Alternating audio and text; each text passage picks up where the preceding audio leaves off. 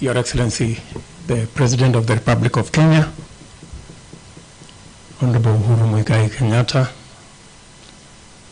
the Right Honorable Justin Muturi, Speaker of National Assembly, Right Honorable Ken Lusaka, Speaker of the Senate, the President of the Supreme Court and our Chief Justice, Madam Koome,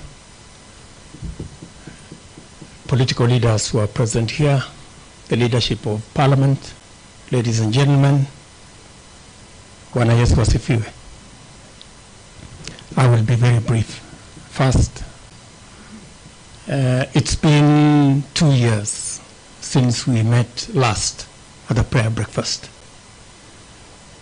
And in the 2 years, so much has happened. We have had the world and Kenya thrown into a spin because of the corona pandemic. Livelihoods, businesses, enterprises, people have suffered immensely. And we've suffered in a way that is unprecedented. It's never been that churches have been closed, mosques have been closed, schools, and many other places. And it hasn't been fashionable not to go to work, but to stay at home. But that became our lot. But be that as it may, in fact, if by the words of, there is a common askari who is commanding a platoon somewhere in the social media. In our case, and that askari says, Semeni Kimeumana, we would actually have said in the affirmative, because things really became bad. Your Excellency, but because of your leadership, you stepped in, and our country, the ship of our country was steadied. We've progressively managed to get ourselves up. The ministry has done a commendable job.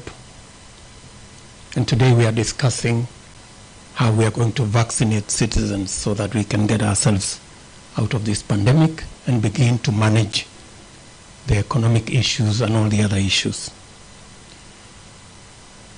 But be that as it may, we've had also, even in the midst of this pandemic, we've had positive things.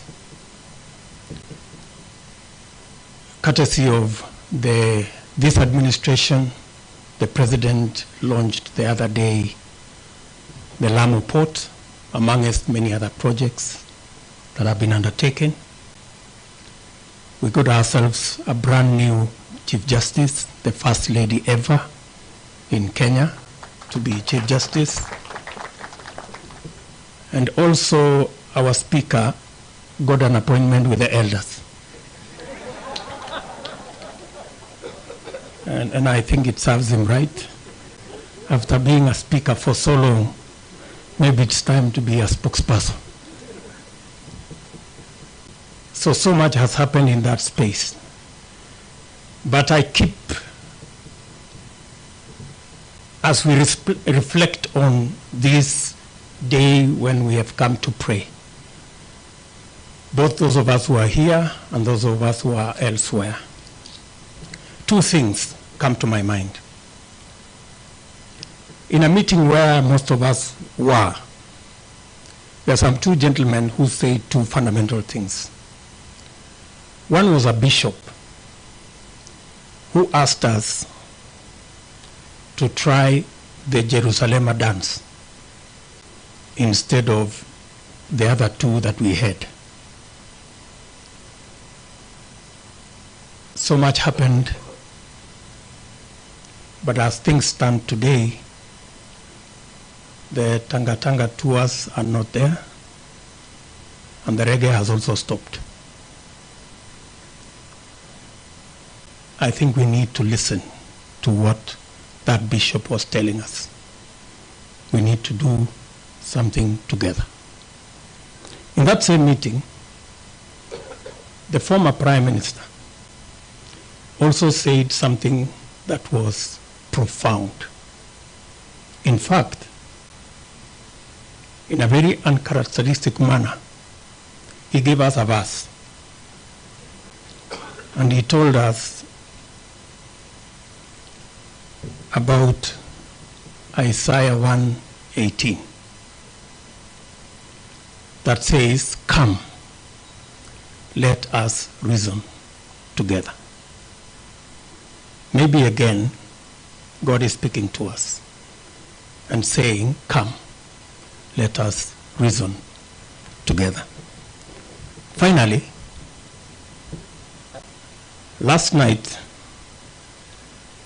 as I was preparing, villagers came from the village, including some of my relatives, because my daughter got a spouse. She works in foreign affairs, and so she got a foreigner to be her spouse. And so one of the gentlemen from the village was speaking to us, and he said something again, though coming from the village, that is very profound. He was telling us about this wedding in the Bible that was in Canaan. Not the Canaan that we all know in Kenya, but there was a village called Cana. And in this wedding, among the people invited was Mary, mother of Jesus, Jesus' mother, and Jesus himself, and others. And of course, in that whole thing, there was trouble, and there was shortage, na pia Kimeumana. But because Jesus was there, things were sorted out. And he was telling us that in whatever plan, in whatever agenda, in whatever mission, have God in the equation. And I think that is profoundly what, again, we are reminding ourselves this morning. With those many remarks, it's now my duty to request our President, His Excellency Uhuru Muigai Kenyatta, to come and make his remarks. Mr. President, sir.